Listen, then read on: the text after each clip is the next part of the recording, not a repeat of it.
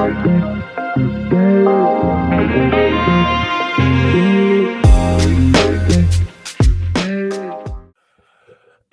welcome to another edition of the Bullheaded Podcast. I'm your host, per usual, here with Zoo and Peepers. How you guys doing? I'm doing well, man. Happy Tuesday, everybody. Obviously, you won't be listening to it on Tuesday, but we are less than 10 days away, man, from NFL kickoff. Couldn't be happier, man. I mean, it's just right around the corner. Got one fantasy draft to go with my boy Zoo next weekend, man. He's coming into town. It's just a beautiful time of year, man. September's right around the corner. Fall's best season, and it's because of football, man. Yeah, for sure, man. I'm a little jet lagged right now, man. Got some bags underneath my eyes, man. But even with my 2-week trip to Japan, man, when I was jet lagged there for the first couple of weeks, I wake up at 2, 3 a.m., do a mock draft, man. Just do a mock draft at 2, 3 a.m. So my football knowledge is still keen up here, man, even with my little vacation. But football season next week, all my drafts are coming up, man. Thank God some of these drafts I did are a little later because we had some big news with Jonathan Taylor that I saw on my phone today, man. That is some massive news because if I drafted that brother and he out for 4 games, I would be pissed. But yeah, got all my drafts coming up. Have my first draft tomorrow in one of my other leagues. So I'm excited to get the ball rolling. It's because it's fantasy season, baby. And I'm back with the vengeance, man. 0 for 5 last year, man. I keep telling us I went 0 for 5 last year, man. That's embarrassing. A donut. I'm back with the vengeance. Vengeance. Zoo, I do got to say this real quick, man. But Jonathan Taylor is the highest paid player this year in my Dynasty League. It's $78, and he is sitting on Matthew Kudla's bench, man. So, man, oh, man. He's right now, I think he's starting. I don't even know who he threw in his starting. Oh, Antonio Gibson. He could have had Jonathan Taylor and Tony Pollard, but going to have to wait at least 4 games, man. Tony P. That's a tough one. Oh, man. Yeah, Jonathan Taylor, that news coming down on the ESPN timeline and seeing his 4-game not suspension, but PUP list. That's a tough one, and I'm not going to lie. I'm going to give like maybe 1 or 2 games in one of my leagues and see who's desperate enough to make a trade and see if I can take advantage of that. So whoever has Jonathan Taylor, not sure who it is, I'll be coming with a trade offer soon. But right now, we're going to be talking about the receivers in fantasy, one of the more volatile positions. I just feel like there's so many options in this group. So I wanted to ask the guys, who are some of the players that are trending up and trending down? And people, I'm going to start with you. I kind of took this as like a bit of a sleeper route, kind of a guy that I just see trending up this year. I have a little personal investment in this guy, but I'm gonna go with Elijah Moore, man. I actually think I thought you were gonna go with another Moore, huh? You went with Elijah. No. You went with Elijah instead of the DJ, huh? DJ's got enough hype, man. He's going decent. Yeah, he's got a lot of hype. He's going average in the draft. Like, he's not going too early. He's going where he should.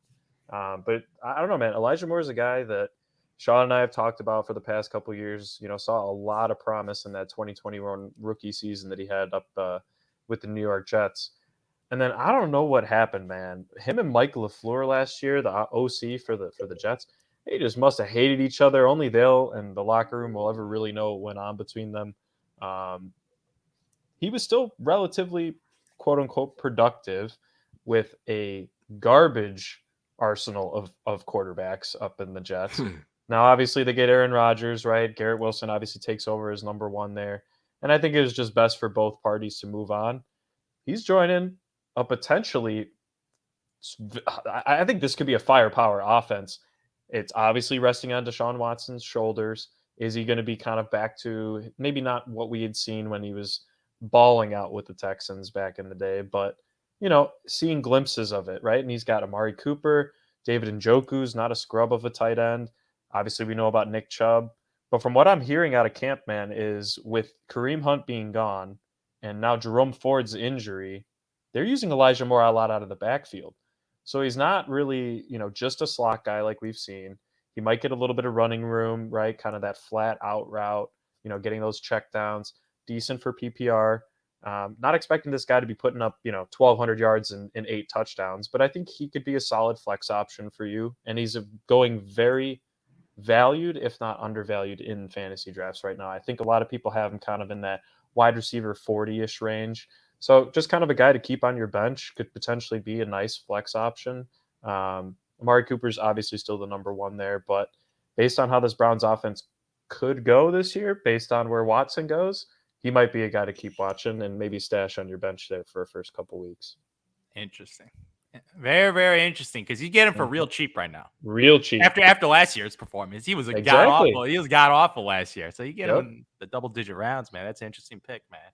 But I'm gonna pick a guy that's been a household name in fantasy football for the past couple of years. But with the GOAT retiring, this guy's value is down to doo-doo now, man. Like, he fell off a cliff.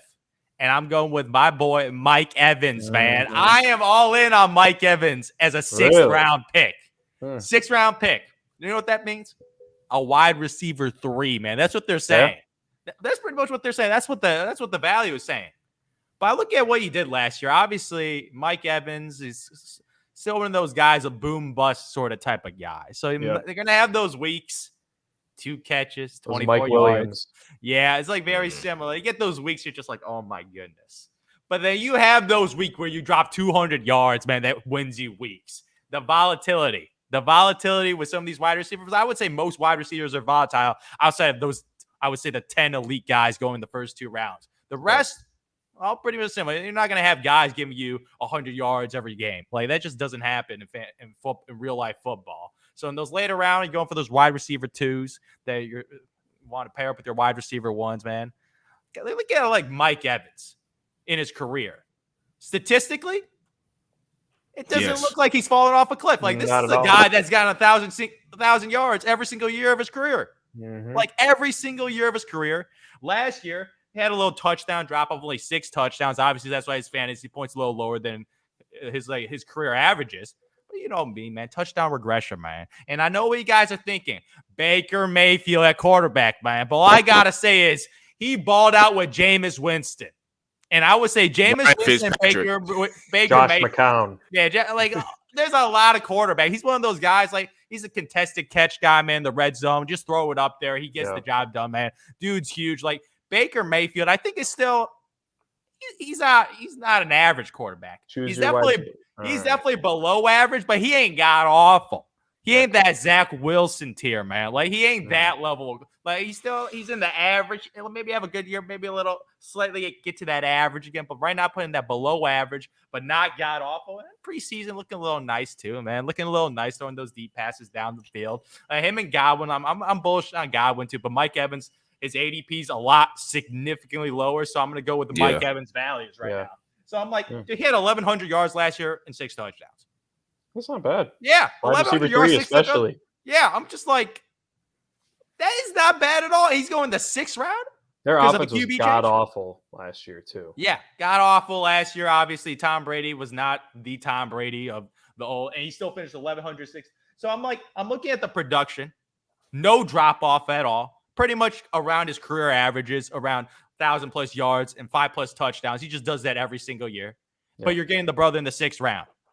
And they're going to be down a lot of games, so they'll be chucking it too. Yeah. They'll be chucking it too. They'll get those air yards from Mike Evans, right? So I got Mike Evans, man. That's a good one.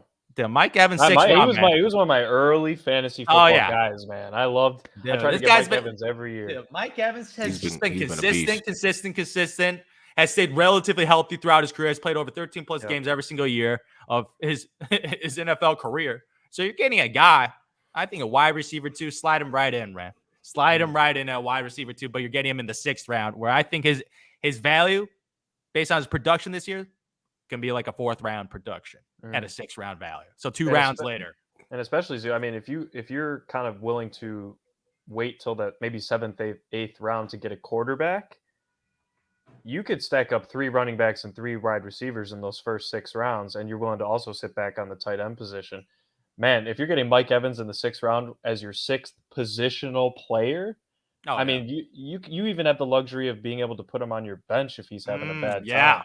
Right? If you have 3 really good running backs, or maybe you have like a Damian Pierce. He's probably going a little too early, but like one of those running backs that you could probably flex in if Mike Evans is having some quarrels with Baker Mayfield, which is very possible, and I think you should keep an eye out for.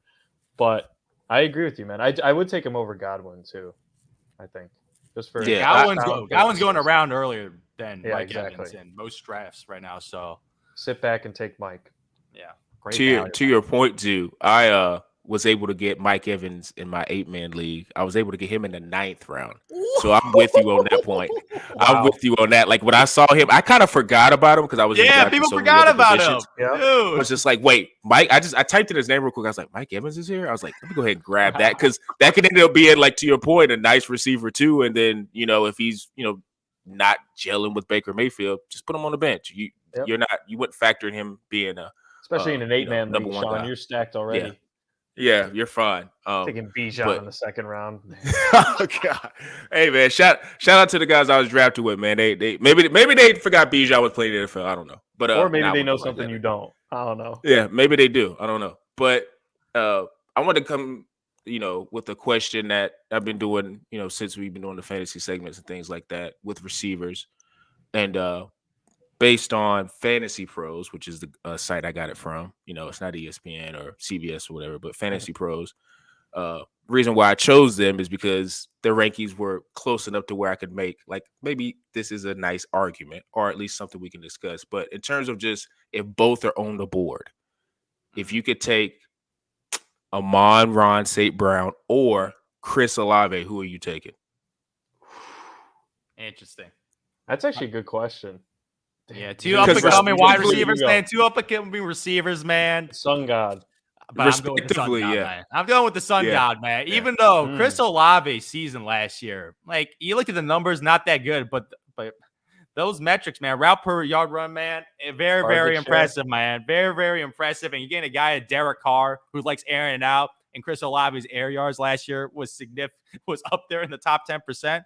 Dude, those deep balls to Chris Olave is going to be a great fit. And obviously with Michael Thomas's downfall with his injuries, because I don't trust that brother no more, man. Yeah, I don't even know what And, his and there's is. like reports that, like, he's not, like, completely, like, just every single year. Like, I think he still Retirement. play, but the injuries, like, he's just too old, so he's out of there. Like, Derek Carr is going to find a guy and force feed him, like what we saw with Devonta Adams when him and, like, they were paired up.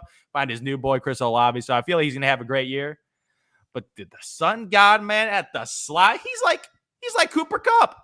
He's like Cooper Kupp, man. Right. Like, I know Cooper Kupp had one of the greatest wide receiver seasons of all time. Yes, that's kind of a. But bold statement. play him at the style, slot, I man, agree. are very, very similar. The only thing, Amon Ra is somehow, like, his touchdowns just not really there, because last year Jamal Williams just got every single touchdown. Yeah. Tell me about it. Like he got everything. So, like, in the red zone, like, not many opportunities for Amon Ra to cook, but that dude's unbelievable, man. His ability to get open, his route running ability, and Amon Ra's going the second round. He's going the second round this year, and I think he's worth the price in the second round. I was hoping I could get him in the third this year, but nah, his value's built in already, man. He is fully priced in at his production, I believe. So I feel like he's an adequate second round pick this year.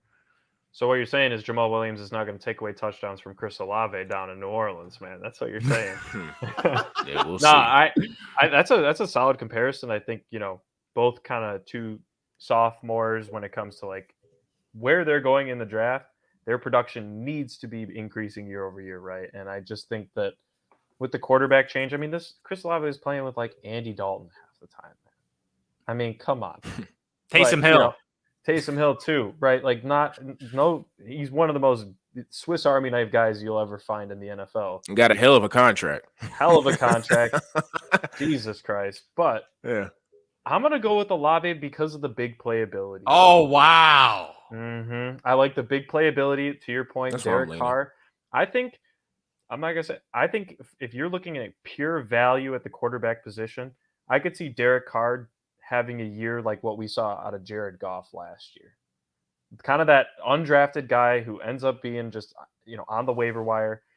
Someone's going to pick him up in the first couple weeks because I do think that offense can move. I mean, you got to think they're going to probably throw the ball a bit more, at least between the 20-yard lines, because they don't have Kamara, right? So they're going to be throwing a lot more to Olave. If Michael Thomas is somehow, with God-given ability, I don't know, stays healthy, they actually, that's a pretty good 1-2 combo if you can have Michael Thomas kind of running those, you know, slant boy routes, right? That's how he pretty much broke his record, right, on catches and receptions. I don't know, man. Olave's just exciting. He's not at the Garrett Wilson level, in my opinion, and I think a lot of people are also inflating that just because of Rodgers being there. But we know what Garrett Wilson can do. But those Ohio State boys can cook, man. And we might see what For Jackson sure. Smith and Jigba does in Seattle. So I'm going to go with Olave. I don't think you can miss on either one of these guys. But if you wait, Olave, Zoo, I don't know where you've been seeing him, but you could probably get him like early third round, maybe. Third round. Yep. Third round pick. So if you take a running back in the first round, maybe you get Chubb on a turn, you flip and you get a Diggs, for example. Seeing where Olave goes in the third, if you can make him your wide receiver 2, you are not going to be able to kind of nice, man. That's kind of nice. That'd be nice. But if you're taking Amon Ra in the second round, and maybe you're taking one of the top wide receivers in the first round, I mean, you're missing on running backs, right? So I don't know if you're making Amon Ra your number 1 versus Chris Olave your number 2. I mean, you're just giving your team entire upside, because I do think they'll end up having pretty equitable seasons. You know what I think too? The reason why I trend Olave, because I'm a big believer in Jameson Williams, and when he comes in, I don't know how much that affects Amon Ra. Because I think they're going to try to force feed Jameson Williamson a lot, because last year was tough. He really came into the season late. This year he had an injury, but he's still suspended for the first 6 games. Like, I think they're going to try to prove a point to make him, I think they picked him in the first round, but just to prove a point of like, look, he's a guy that we're going to try to focus in. I just think it'll be more of a situation where I don't think Amon Ra becomes the biggest, like the pseudo number 1. I think he'll be the pseudo number 1 for the first couple of weeks, but I think Jameson's going to eat into that throughout the season. And I think Olave, I'm not factoring in. I haven't seen Michael Thomas in any draft boards, anybody hyping him up. So like, I think it's Olave's team and that's it. So that's why I feel like Olave has a bigger trajectory to be like a number 1. He's more upside this year, I think. Yeah, I think he's definitely gonna have that. Like with the sophomore jump for this wide receiver right now, like Garrett Wilson's jump is already built into his ADP, already a second round pick. So Olave, I think there are similar tier levels of players, like both in the second year, both got new quarterbacks and better offenses this year compared to last year because of the QB change. So right now, third round is great value. And one of my favorite stats, highest yards per route run as a rookie, 2.25 yards. So great, that's the stat right there. Odell Beckham Jr., Tyreek Hill did that. A.J. Brown, Justin Jefferson. So these Jamar Chase. So these are like serious, tier 1, tier 2. And then you got Chris Olave last year, and another guy, Christian Watson. So that's a nice company, because you talk about those guys, that name. Those are household first round, second round dudes, like in fantasy football for the last decade, or half decade of those guys produced as rookies. So as a predictor, it goes well for Chris Olave. That goes well. Dang. You know who? Another guy that when I was doing my prep for my last draft that I had, that I was able to get a little bit later. I'd have to figure out which round, but a guy that is off the radar for sure. He's not in like the tier 1, tier 2 type guys in terms of potential. But I think a guy who could jump from like a receiver 5 to like maybe a 3, and if he really explodes a 2, is Jahan Dotson. I was just Washington. I think he's going to be a monster. Last year, he had like 34, 35 receptions, had 500 yards, and like 7 touchdowns with only 12 games played. So if you extrapolate that over a season, that's close to 1,000 yards. That's maybe 10 touchdowns and maybe like 50 receptions. And that's as a rookie. Like, that's kind of crazy, considering you got Terry McLaurin on the other side. And now that you factor in that Terry McLaurin has a turf toe, he'll be maybe questionable for the first week and probably be back for the second week and probably be fully healthy the third week. But I think Jahan Dotson, just off like, his route running, and I think it's a skill, even though I think with touchdowns, it's kind of like whatever, it's happenstance. But I think it is, you have to have a certain type of skill to where if you're inside the 10 and as a receiver, you're just able to get open in the red zone and the quarterback can find you. And watching Sam Howell in the preseason, like, he's kind of shocked me with how good he's been during the preseason. I know it's preseason, but he just looks like he's competent. He's been keying on Dotson a lot. So I'm like, I kind of like Dotson being a guy who, for me, because I got him on my team, like, I might, give him a chance to roll on, and he might be a flex guy going down the road. There's a and couple you got him of them, late man. too, probably, right? You got him late too, right? Great value. Dotson, like, probably like 10 or 11, if I had to guess. Yeah. I mean, you look at a guy like that, you could argue a Nico Collins in Houston, dude. He's getting a lot of that's another good one hype, too, man. Just because Stroud's going to need to throw the ball to somebody. Can anyone else name a wide receiver on the Houston Texans, man? Mechie, but he had played last year. You're right, Mechie. I mean, I saw him get drafted in my dynasty, but And there's a couple like kind of sleepers around that like George Pickens area of the draft, Michael Pittman, obviously falling off major in ADP purposes year over year. But yeah, man, there's a lot of depth at wide receiver this year. But there's also some overvalued guys, man. Absolutely boy. overvalued. Zoo, I'm gonna throw one out here. Yeah. This is my Keenan favorite. Allen. This is my favorite guy to pick out. Keenan man. Allen, yeah. Oh wait, hold on. I'm No, picking no, on no, no, no, Keenan no. Allen. What? I'm picking on Keenan Allen first. Oh! I'm picking on him I'm not mad because at that one. look, I haven't had Keenan Allen in a couple years personally, but I've had to endure watching Justin Herbert just suffer with Joshua Palmer, man, as his like wide receiver one, just absolutely ridiculous as my dynasty quarterback. And here's a guy that, man, he's 31 years old. I think him and Hopkins are actually the same age. But he's always got the injury issues. Not only that, but I think that Quentin Johnston's coming in and giving them a legitimate wide receiver 3 role. And that just only diminishes some targets, right? I don't think people were as scared about Joshua Palmer in that wide receiver 3 he was role. pretty average. But this Quentin Johnston guy, they spent some solid draft capital to get him. Mm-hmm. And I think that they're looking at, okay, Keenan, you're getting older, right? Mike Williams also has injury issues. They need a legit third big guy that they can throw the ball down the field to. And I just think this is going to continue to take away from Keenan Allen. He's been Mr. Consistent for years. You could argue he's kind of in that Mike Evans category, Zoo, of just he's always going to get you 1,000 yards, but he's never had more than 8 touchdowns in a season. Never. Yeah, he's just a PPR machine. He's kind of like 9 to 12 catches a game. He's going to get you 100 yards when he's healthy and playing, right? But you're missing out on that touchdown regression, and you're seeing kind of where he's going. I feel like you can get some other better value kind of where you're seeing Keenan Allen go at this point. So he's an easy pickings for me. Interesting. Because obviously with the Chargers, there's guys that you also get cheaper. And Mike Williams, who's going many rounds later, which I think he could put up similar value to Keenan Allen. And you mentioned the rookie, who's also first round wide receiver rookies. Those are the upside guys that you shoot for, and hopefully they hit as rookies, wide receivers. But, man, for me this year, man, I faded this guy a lot. His boys, T. Higgins. Oh. T. Higgins, I'm telling you, I don't understand the love of T. Higgins. I don't understand the love of T. Higgins every single year, man. He's extremely talented, but he plays with a guy in Jamar Chase who's going to be number 1, and he will never not be number 1 on his roster. Even though if Joe Burrow has a historic year chucking the football, T. Higgins is the guy that gets you 900 to 1,000 yards, gets you like 6 touchdowns every single year, and ain't gonna move the wheel in fantasy football, man. You watch. But the thing is, he always goes in the 3rd and 4th round. Like if he was like a 6th, 7th round guy, okay, I totally understand.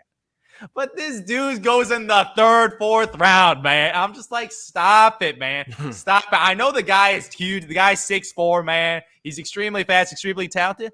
But he number 2, man. I don't want number 2s in the 3rd round. I do not want number 2 options in the 3rd round. That's all. Another guy I'm fading is Devonta Smith, man, which I love. But he's number 2, man. A.J. Brown is the guy. Devonta Smith on any other roster would be the guy at number 1. As a 3rd round pick, I want guys that numero uno. I want Batman's not. I don't want Robins on my team in the 3rd round. Robins go in the 4th, 5th, 6th round. Those are Robins, man. Those are the number 2s. Well, for the number 1s, 1st to 3rd round, they got to be the guy. And T. Higgins, man, I'm just sorry. I'm not impressed, man. Your number 2, Jamar Chase. Everybody knows Jamar Chase, number 1 option. There's a reason this year he's going as a top 5 pick this year. And I'm just like, T. Higgins?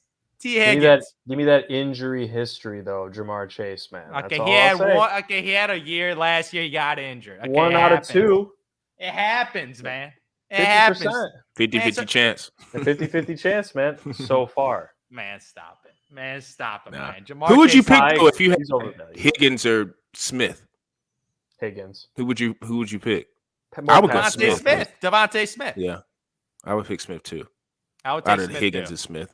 Like I just think I wouldn't love picking them in the 3rd round because that's where they're going. But I would lean Smith because his upside last year showed a little more than T. Higgins because he actually had like 1,100, 1,200 yards last year. So that's pretty solid. As a number 2 guy, that's a lot of yards. I do think they're going to run the ball a bit more. I mean, they have 2, I would argue, if they can stay healthy, legitimate running backs. Miles Sanders had a great year last year, obviously. And I do think he's going to get a nice workload in Carolina. But I don't know. I just feel like the share of targets in Philadelphia makes it really tough, man. I mean, you also got Goddard in there too, who's kind of a red zone guy. A.J. Brown, obviously. Devonta Smith. You also have to take into account Jalen Hurts stealing touchdowns away. We know that Joe Mixon is not a goal line back, man. Half the time they're looking for a nice fade route. And to your point, Zoo, you got T. Higgins at 6'4", and I don't know how Jamar Chase is, but we know he can get up and get the ball too.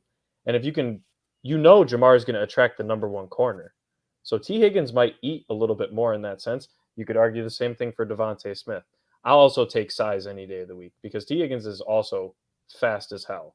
I don't know if you compare their 40 times, but I know that the size that T. Higgins has over Devonta Smith, in my opinion, just makes him a bit more of an upside. But they're going around the same, and I don't think you could miss on either one if you can get them as your wide receiver 2 on your fantasy team. Like, let's say you take Tyreek or Cooper Kupp, and obviously maybe not taking Chase and then pairing him with T. Higgins, that would be kind of a nightmare. But yeah, man, it's kind of it's actually a toss-up question for me, but I'm a little biased. I'm asking you right now. If you're the shareholder. When did you take him? 3rd round? Last pick of the 3rd round, yeah. 3rd round. I needed him. Dude. I think it's because Higgins running backs. Higgins just profiles like, because a lot of people get caught up in measurables. I think it's just his profile, and people just love the prototypical 6'4" guy who can run. And even though he's paired with Jamar Chase, and everybody knows that's Jamar Chase's team, I just think people like to fantasize about Higgins being like the number one guy because he just has all these elite traits in how he plays. But I'm with you. Like, if I had to pick between Smith and Higgins, I'm picking Smith because he did show a lot being alongside A.J. Brown, who got a lot of targets. Like, A.J. Brown was Jalen Hurts' dude. So, like, yeah, I could see a path where Smith kind of, goes goes into another stratosphere. Maybe he is like co-receiver 1 with A.J. Brown. But a guy that is, I feel like, being overhyped with just the whole, this is his year. Like, he's going to be the guy that's going to take the next step and be the number 1 receiver on the 49ers. And we're talking about Ayuk and Debo. I don't see it. Like, to me, if you're prioritizing Ayuk over Debo, I do not see it. Still take Debo. Like, people are kind of down on Debo, which I still don't understand, because I think if you get Kyle Shanahan in a room by himself, he would say the guy that they need to target, feed, and who is his favorite player is Debo Samuel. I think last year was kind of a weird year because of the whole Brock Purdy thing. Trey Lance came in at the beginning of the year. They had a whole weird thing with the quarterback. And I think Brock Purdy, it being his first year, I mean, he played, I'll say he played a little bit above average. Like, he wasn't average. Like, he played better than what most people expected. Now, do I think he's going to continue to be, going up? I don't. I still think he's just going to be average. But I do think Debo, if you're picking out of all the weapons in the receiving core, not on the team because McCaffrey's the number 1 guy, but I'm talking about in the receiving core, pick Debo. Don't overthink it. Like, I think people are so high up with Ayuk because he, like I said, I was just talking about with Higgins, like, he has a better profile and he's like a bigger, faster receiver. But if you think about it, Debo is the guy, like, if you watch any type of 49er games, he's always a guy that's in the zones, like those underneath routes and stuff, and like jet sweeps. He's always the guy that they do that with. I think Ayuk is the go route guy and the one-on-one guy, but think about who the quarterback is. Like, how many go balls is Purdy going to be completing with Ayuk going down the sideline? Not trying to throw shade at him, but he's a post guy, Sean. Yeah. Ayuk. Deep post guy. Yeah, deep post, go route, deep out. Like, he's to be fair, guy, he actually had a better season last year than T. Higgins did. Statistically. He had about the same yards. I think he out yarded him by about 50 yards. Look at that, man. You get Brandon Ayuk in the 10th, 9th round to get some T. Higgins value. That's what I'm saying. And he scored 2 more touchdowns. I'm not saying he'll do it because thank you for making my point. You get Brandon Ayuk a couple rounds later, get some T. Higgs value, man. That's what I'm saying. That's what I'm saying. But I still would rather have. I had Ayuk for my first 2 years in Dynasty, and I was very high on him. I let him go this year. He was under contract. Last year was his last year. He kind of saved my team there for a little bit, putting up some nice games, especially when I had him as like my wide receiver 1 with all the damn injuries I was dealing with. But you got to also take into account that Debo was just in and out last year, to your point, Sean. I'm not taking Debo. I ain't touching Debo. He'll probably end up having a great year, knowing me and my luck. But, like, for me, if there's a guy on that team that I'm 100% taking, it's McCaffrey. And I don't think I disagree with that. I was just saying the receiving core. I just don't see that Ayuk is going to outpace. Because I read another stat where when I was looking at the whole, like, Debo and Ayuk debate, And I saw a guy say like 70% of the NFL plays like zone defense, and that's where Debo eats. Like the rest of the league, they play like I guess a certain type of man coverage or things like that. And if you're talking about just island 1-on-1, like Ayuk's the better guy. But I just don't think like to me, maybe if I could see again, this is no shade towards Brock Purdy. I think he's a fine quarterback. He's average. But like if they had like an upgrade at quarterback to where you would trust him maybe throwing those one-on-one routes, like he has the arm strength and just the touch, maybe throw those type of deep posts and things like that, then maybe prioritize Ayuk more. But I just see this whole thing with being down on Debo. Like outside of the injuries, which is legit, I mean, you can have that conversation with McCaffrey and Debo, but I'm just saying that if you take injuries out of it, I just think Kyle Shanahan's favorite player is Debo, and he's going to use him. Plus, two, there's a thing called a pecking order. Like, he paid Debo, so yeah, he's going to give him the ball. He didn't pay Ayuk. Like, how does it look if Ayuk's getting more touches and Debo's the highest paid receiver on the team? I don't. In the NFL, stuff like that matters. Yeah, I get that, but I think I think the front office gets involved with stuff like that. Like, hey, we just paid this guy $80 million. What are we doing? Lynch. Feeding freaking Ayuk. Yeah, John Lynch. John Lynch just coming out after that Trey Lance disaster, man. Like the GM trend, it's over, man. It's over. Yes, sorry. They have to go on national television and apologize over that trade. Oh, we just missed we went for the home run and we missed it. I'm like, I think you could argue that Trey Lance was a worse pick than Mitchell Trubisky. It was. It is officially worse because if you look at that, if you look at that draft class, it was absurd how stacked that draft class was. At first, imagine Fields on that Niners team, man. How loaded. Jesus Christ, have mercy, man. Him with McCaffrey. Oh my Lord, have mercy, man. Have mercy. Oh my Jesus. They're gonna have 3 running backs out there at the same time, man. You got Fields, Debo, and McCaffrey, man, who got all run at an elite level. I'm taking Ayuk, Sean. That man's got a nice deep ball. Well, yeah, that's a different yeah, because Fields could get him the ball down the field, and then the whole just to stay on the 49ers for 1 second, the whole like psychoanalysis trying to trick the fan and say, look, we got a 4th round. Like, I don't want to hear that. Like, stop saying, well, he was valued at like the 5th, 6th, 7th round. It's like, no. Unless you got a 1st round pick back, you lost that trade and it was a bad pick. Like, stop trying to make us think you're smarter than us saying we got a 4th round. They traded 3 first-round picks. 100% worse. That's an honestly. That might go down as the worst trade of all time on draft night. My day has been made, man.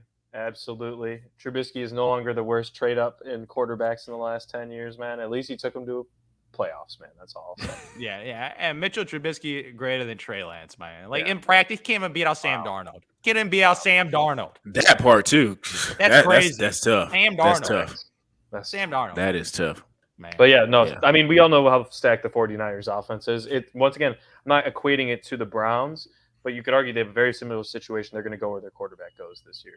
I just think Watson obviously has the higher upside, but it's just kind of the uncertainty aspect of both very stacked at the respective positions in running back, wide receiver, and tight end. Yeah. So, the fantasy receivers, like I said, especially in my 8-man league, there's a lot of guys I'm going to be monitoring on the waiver wire and seeing who explodes and seeing, hey, if this guy doesn't hack it for the next 2 to 3 weeks, he'll end up getting cut and I can get somebody out the waiver wire that might be able to help me shift my dynamics in the league. So switching from that to the NFL awards, every year they put out the MVP, offensive MVP, defensive MVP, and the rookie of the year. So I wanted to ask the guys who is their favorite pick for the MVP. And Zoo, I'm going to go ahead and let you start this one off. We know where he's going. No. Yeah, I know what you think it is. Well, I have an idea. And I hope it happens because I have a futures bet on the Chiefs to win it all. And there you with go. that odds, the Patrick Mahomes. But that's the clear, obvious one. But I'm going with the dark horse MVP. So you get a little better odds. It's your franchise quarterback, Justin Herbert. Oh. Justin Herbert, man. I feel like you thought he was going with Fields, man. Oh, man. Hey, I'll take Herbert. Stop it, Justin. He needs to prove something to me before I put him in MVP, man. You got to have a good year before. Nah. I'll go with Mr. Herbert, man. Oh, I got so excited. Yeah. Man, stop that is funny. I ain't picking a Bears quarterback. Plus 2,000 for Justin Fields on DraftKings. You get some good odds with that. You get some good odds with that, man. But I'm going with Mr. Herbert, man. And the reason is they got Kellen Moore. And this guy made Dak Prescott look real good, man, on offense. real good. Like Dak Prescott had some incredible passing yard seasons, like 5,000 yards thrown for multiple touchdowns. Dak Prescott, he's a good quarterback, but his statistical wise, he was playing like a superstar. Like his numbers were superstar when he was healthy under Kellen Moore. And I feel like this year, I'm telling you that rookie Quentin Johnson, real interesting. 3 wide receivers set. Real interesting. Moving Keenan Allen, Mike Williams around, a little more creativity on the offensive side of things. Got a little snagging on offense, like a little questionable coaching on Mr. Staley. Oh, man, I'm excited for the Chargers offense this year, man. And obviously everyone knows the MVP is a quarterback award. Maybe some voter fatigue on the guys that have won previously. So maybe I'm looking for the new shiny things. Chargers win 11, 12 games then, led by Justin Herbert, who's going to throw for 5,000 passing yards at least this season. And if he throws for 35 to 40 touchdowns, and I think is very, very possible for a bounce back season of a guy that last year, the reason he sucked was because of his rib injuries. It's because of the injury to him and the injury to his wide receivers. And I'm just counting on Keenan Allen. Yep. That guy a little shaky on the injury side because he's getting higher in age, but now they got a guy in Quentin Johnson who ain't Josh Palmer. That dude's average. And when that dude has to step up, man, he's going to just be average. So you got a rookie with higher upside. With this new offense, I'm very, very excited about the Chargers this season. And it's a numbers game, baby. Give me those 5,000 yards, 40 touchdowns. Justin Herbert, man, it's your season. It's your season. And Zoo, you know about that one too. It's interesting because Kellen Moore, right? He was kind of the guy that he got, like, remember Noah Brown on the Cowboys? He was like the CD Brown or CD Lamb lookalike. Yeah. He got him involved in that offense as like a wide receiver 3. Yeah. We obviously knew there was a little bit of hype around Michael Gallup that's kind of faded away, obviously. But it was kind of the use of a 3 wide receiver set, right? Really utilizing that third wide receiver. And if your third wide receiver is a jump ball guy, oh man, you got him and Mike Williams on the opposite, and you got Keenan Allen in the slot, man. Jesus Christ. This offense could eat. Gerald Everett is no scrub at tight end, too. I've seen him falling in a lot of tight end drafts. I think he could be a nice little streamer tight end option, too. So I'm glad you have faith in my dynasty quarterback, man. I'm very happy about that. Oh, man, when you said franchise quarterback, man, Sean said what his odds are. So he's plus 2,000 right now. Mahomes is the favorite at, I think, plus 650. I could be wrong there. Makes sense. What do you think Justin Fields opened in July? Like plus 2,000. 3,000? He is the most bet on player right now for MVP odds. He has the best value at potential. Now, Zoo, they're obviously playing for the upside, right?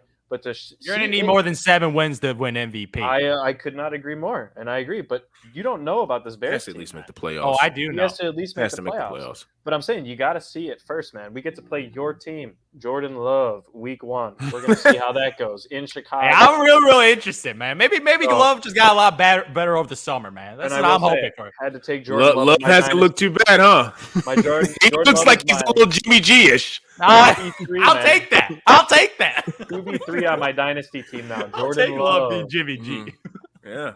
I had to represent you. He's on my dynasty team now, man. Jordan Love. But Jordan Love? Yeah, third quarterback, man. But if I'm picking it, if I'm a betting man, Mahomes for MVP plus 600, whatever, you can make some good money on that, right? You put a little money down. That's easily the safe bet. I think it's what will end up happening.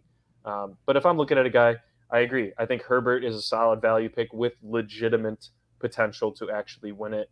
But if you're going for a long shot, true dark horse, Zoo, I'm picking Justin Fields. I think you could also argue Jalen Hurts is in that conversation too. Bam, you took my answer. I think he was on pace to win it. I think he was definitely on pace to win it last year. Yeah, absolutely. Until his injury. Until the injury, right?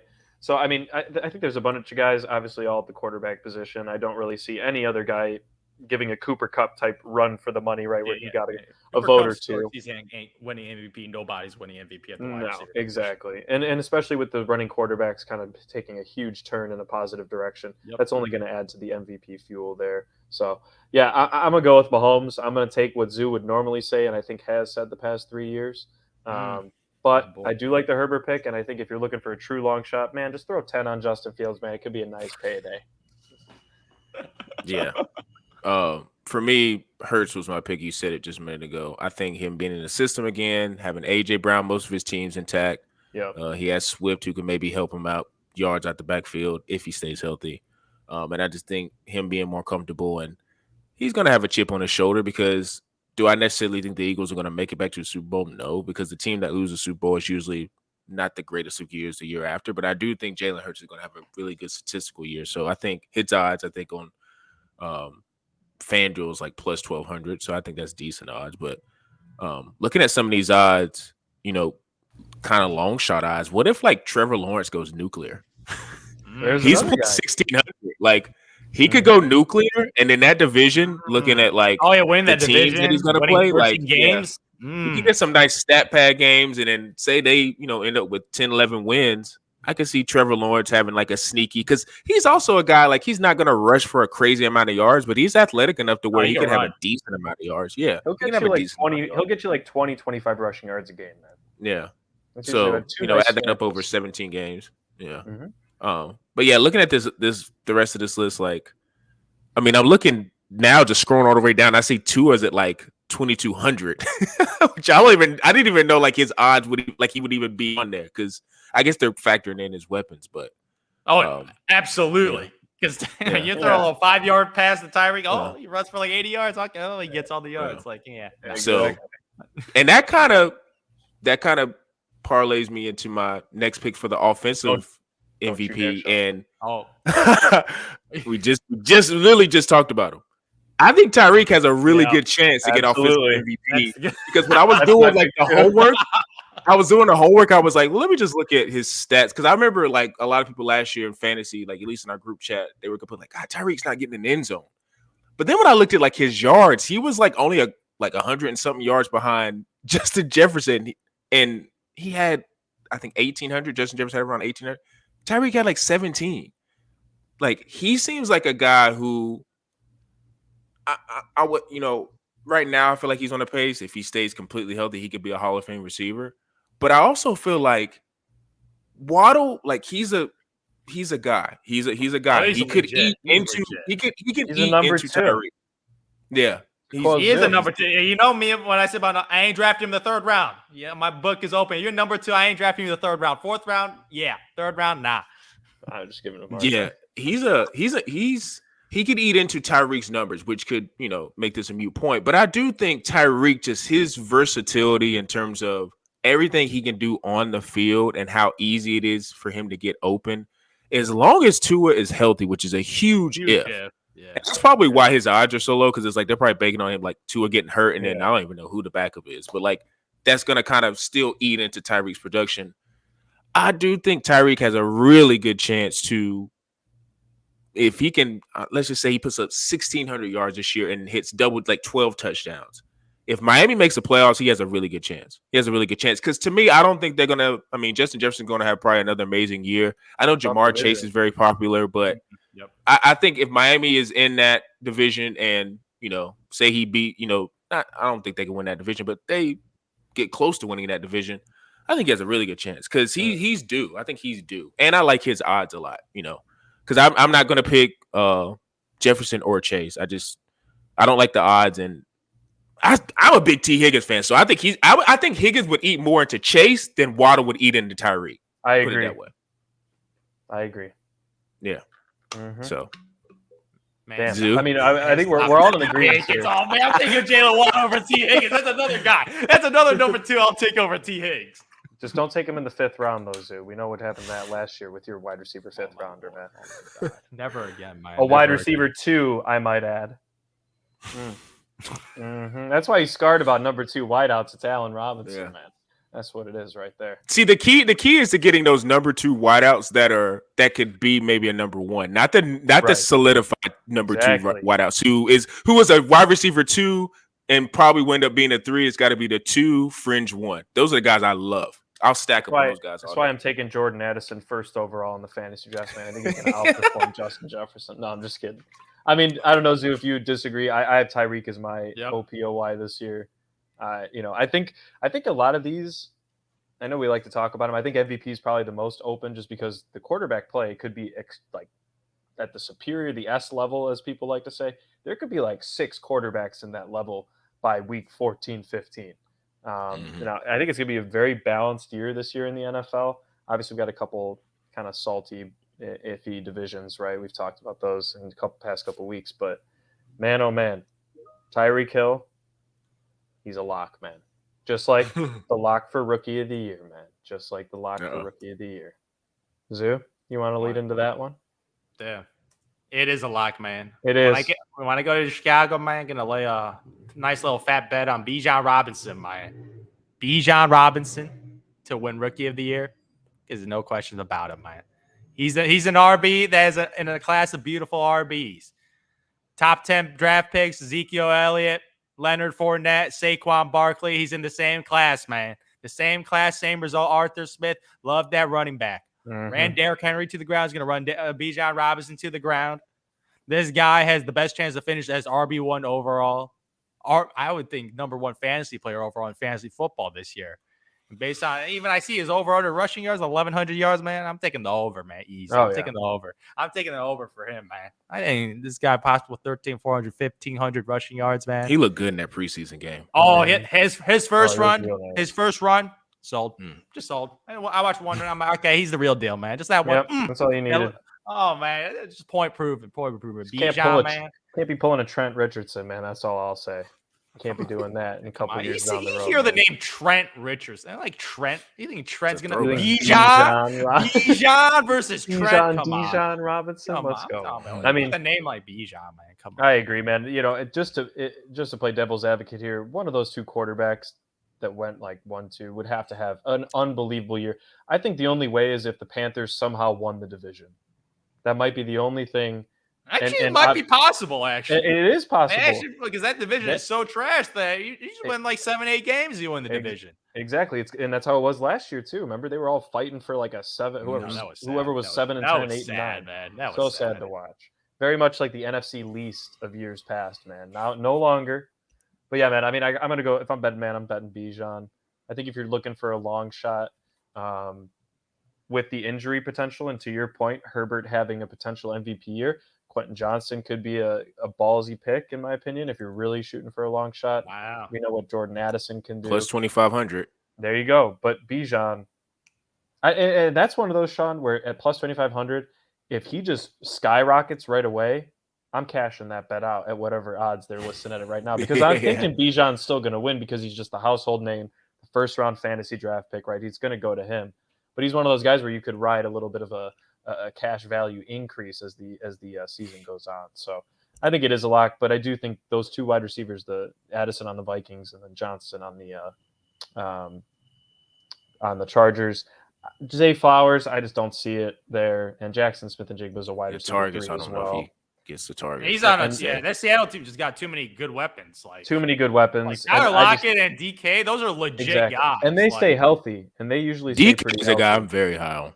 He's especially with Nick Jigba, whatever, being hurt the first couple of weeks. Like, shout out to Geno. I'm not high thinking he's going to do what he did last year fantasy wise, but it would be nice because then it could, DK could have a really good year. But I'm the same Bijan. The only thing I'd be like, well, maybe you could take a chance. I was just looking, Jamar Gibbs plus 1,000. He would be on a better team. And if the Lions are really, really good and he's showing out, then maybe they lean more towards a guy that's winning. But I think Bijan's just going to get so much volume. And also in that one preseason game that he played, not only was that run impressive, but when they did like a screen pass for him and he caught it like casually with the one hand and turned up field, I'm like, not only is he going to get like catches out the backfield, like he's going to be a featured guy. So Bijan's a safe pick, and I think, I don't think it'll be particularly close to me in my eyes, but I wouldn't be mad at maybe Gibbs. So I forgot about Gibbs. Gibbs has potential. Yeah, he has some potential. True. And quarterback wise, if I had to pick, I'm with you. I think Bryce, out of all the quarterbacks, if we had to pick a quarterback, it would be him because CJ Stroud, I think, is going to have a tough year. Anthony Richardson is super exciting, but I think he'll be more of a fantasy guy than an actual real life. Yeah. Well, he's gonna get a little more rushing yards now. That's all I know, man. Sure. They're like JT, pumpless, bye. We got a running back that's bigger, stronger, and faster than you at our QB position. So that'll be real interesting. Yeah.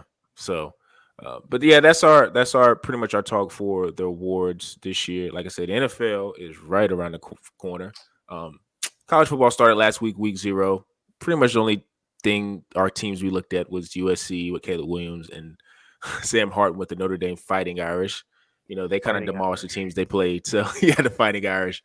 But the real week with college football starts this week. So, you guys make sure you tune into the Bullheaded_pod page. I'll be previewing some stuff for the college football season. The NFL season starting, I think, what is it, Thursday with Kansas City? The reigning champs that next Thursday. So, make sure you guys are tuning into that on Bullheaded_pod Instagram, Bullheaded864 with TikTok, Quantrill Knows on YouTube. Stream us on Spotify, Apple Music, Google Podcasts, and for me, Zoo and P-Bush, we are out.